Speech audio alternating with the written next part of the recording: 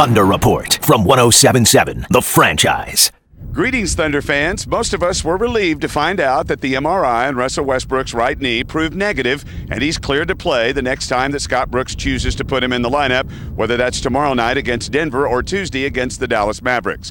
On today's Thunder Report, the head coach talks about that injury, the scare, and the jubilation that the team felt after their double overtime win in Toronto. Caron Butler said the injury scare actually charged the team up to play better defense down the stretch against Toronto, and we even hear from Russell Westbrook himself on today's report. Coach, you go 3-0 on the road trip, and the last one was a thriller. How proud are you of your guys for finishing that one out? Very proud. We had a outstanding basketball trip.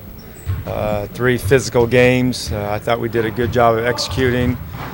That last game, obviously, the way it ended up was an instant classic, but we had a lot of good plays and a lot of good basketball plays. A lot of things that we can continue to build on, things that we need to look at and get better with. But I thought the guys played all 3 games the way we were supposed to play them. You have another tough back-to-back against Western Conference teams coming up. What did you like from what you did that you want to see again these next couple of days? Well, yes, we have to. I mean, both teams they play fast. We have to make sure we get back in transition, and the next night, obviously Dallas is a very good team and a passing team, but we have to continue to play within our strengths and try to improve and shore up our weaknesses along the way. But I like what we've done this last 7 to 10 days with our practices and our games.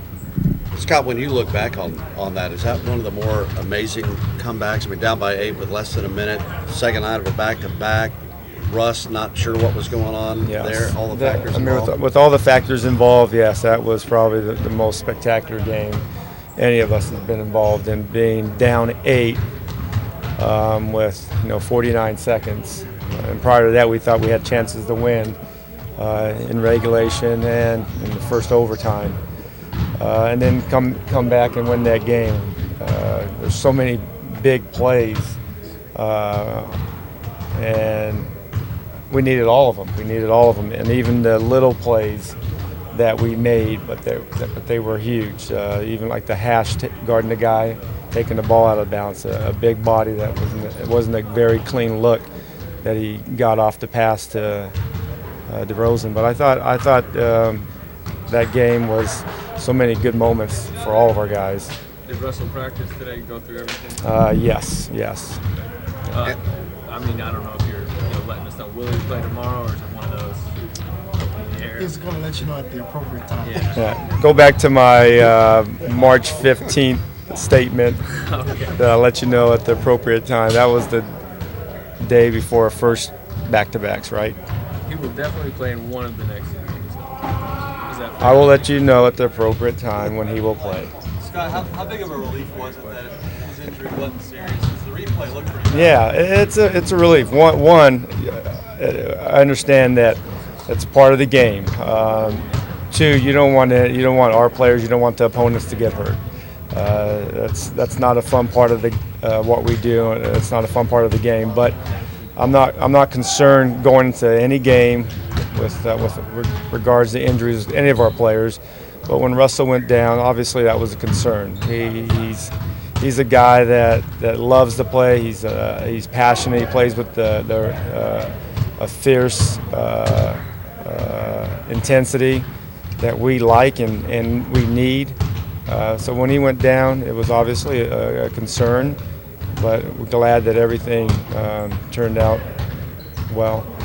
You talked a little bit last year about the trend of players holding the ball until after the buzzer and then kind of throwing off. Is that something that's always been around in the league, or is it more with the statistical revolution? People worry about stats, and that's why. What do you mean holding?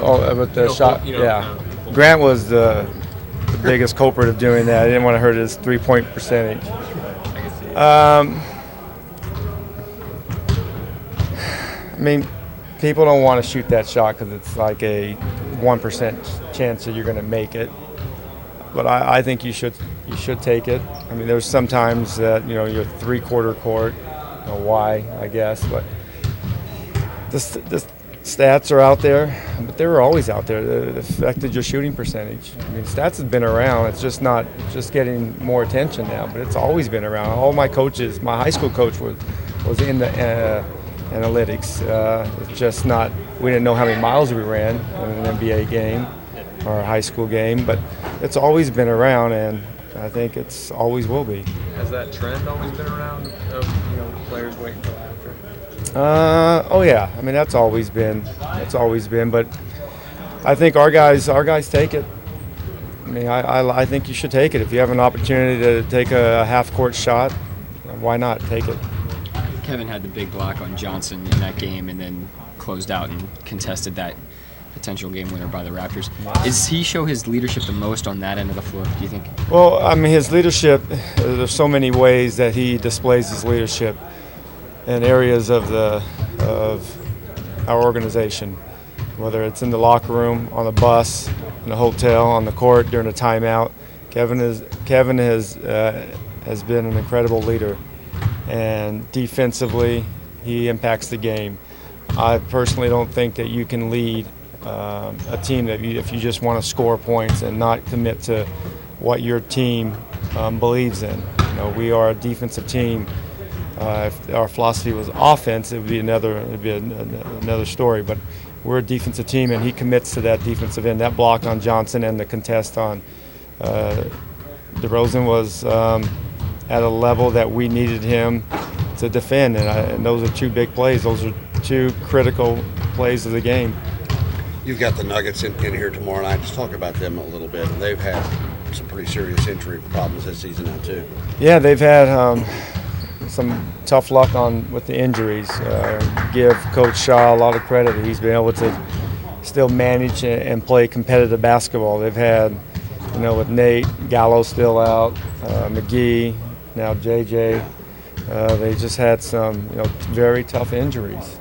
But you still got to get out there and compete, and they have been competing, and they're still a fast team. Lawson and now Brooks, last week he had a 27 and 17 assist game. They got some shooters. They got Fareed that can run and can change the game with his energy. But we're gonna have to go out there and defend their pace. Everybody see that, right? No. UConn Sweet 16, take two.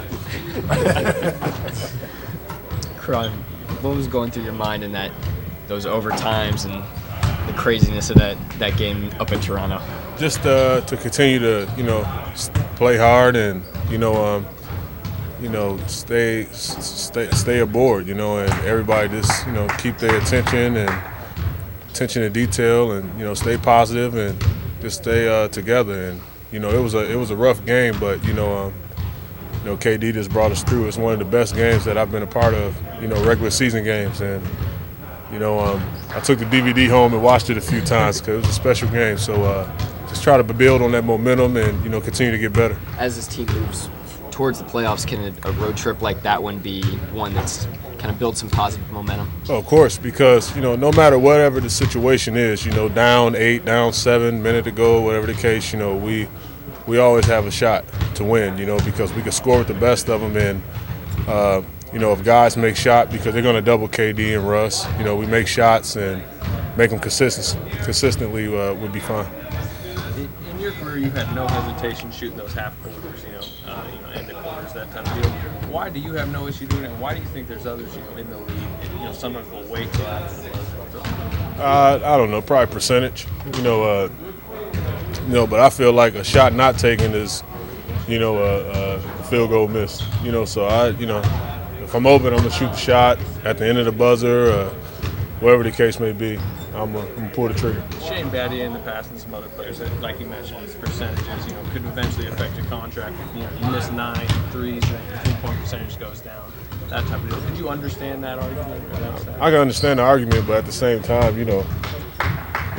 professionals, guys in the front office know who can play and who can't play. And if you do analytics or percentages and stuff like that, some guys, are rhythm players, whatever the case may be. So, if they take a lot of bail out shots in situations like that, you kind of take that in consideration. So, you don't worry about percentages. You just take the shot and just play the basketball game the right way. You're 1 of 57 in your career, but you probably remember that one. Yeah, I remember that one in Washington, right? Yeah. Half court, yeah. A little, 78-footer. Hey, thank you. I didn't want to mention that, but since you brought it up, yeah. No? I mean, is that that's probably a pretty good memory in your career? So yeah, I'm gonna keep taking them. Yeah. Keep shooting it. Ron, how relieved was this team that Russell's injury wasn't serious? It looked bad on the It did, but when he went in the back, he kind of like gave us a head nod, like I'm okay. So guys just like, that was a breath of fresh air. When it initially happened, I saw him smack the ball, and I was just like, oh God. And we all said a prayer. I think all of us said it in our head, collectively, and the whole state of Oklahoma. And prayers was answered. He was okay. He's covered.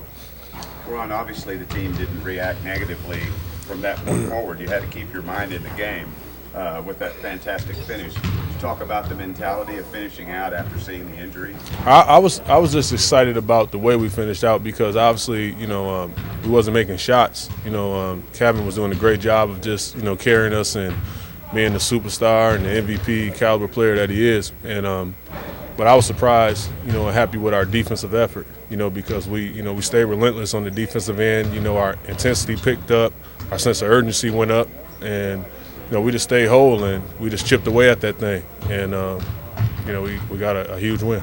How much of a momentum boost can that be as you guys move forward to have won all those games in so many different ways? It'd be huge, especially 3 road games.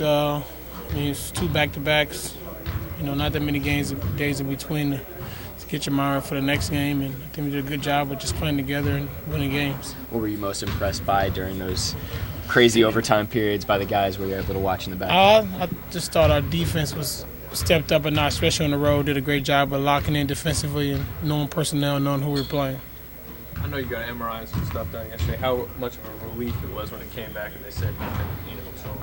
It was good. I felt great. I felt great after the game and just had to make sure everything was good. Were you concerned at all? No. Say it again. What was it like sitting back there watching that game on TV? It's tough. I don't want to watch any game, especially if I can go out there and help them. But I had to be cautious and be sure of what was going on. Was that one of the more amazing comebacks that you've seen, going back, all the way to, college, high school, coming back to eight points down and with a minute to go, second night of a back-to-back, that sort of thing? No, I wouldn't say that. I wouldn't say it's the best, but it was a tough, one of the tough road wins that we had this year, and it was a good win for us. Russ, any reason for you to be cautious moving forward based on the other night with Toronto, or you moving full steam ahead? No, I can't play cautious. You can't be timid. You got to play and be confident in what you're doing. You got another couple back-to-backs coming up here. What's going to be key for you guys moving forward? Just playing together, playing the same way we played. Don't lack. Don't come out and be lackadaisical. Play every night and try to go out and get wins. Could any argument be made that it was taking a hit like that and being fine could even help your mindset moving forward? Say it again. Taking a hit like that on that knee and being fine. Could that help your mindset even moving forward? The video looks better than what you think. As looking at the video, it just looks weird, but it's not as bad as you think. So I wasn't really worried about it. Just a light sprain, and I'll be all right. That's Thunder guard Russell Westbrook along with Caron Butler and Scott Brooks. Our next report will come after shoot-around tomorrow as the Thunder get ready to play the Denver Nuggets. Don't expect a decision to be announced on whether Russell Westbrook will play Monday until about an hour and a half before game time. For the Thunder Report, I'm David Garrett on 107.7 The Franchise.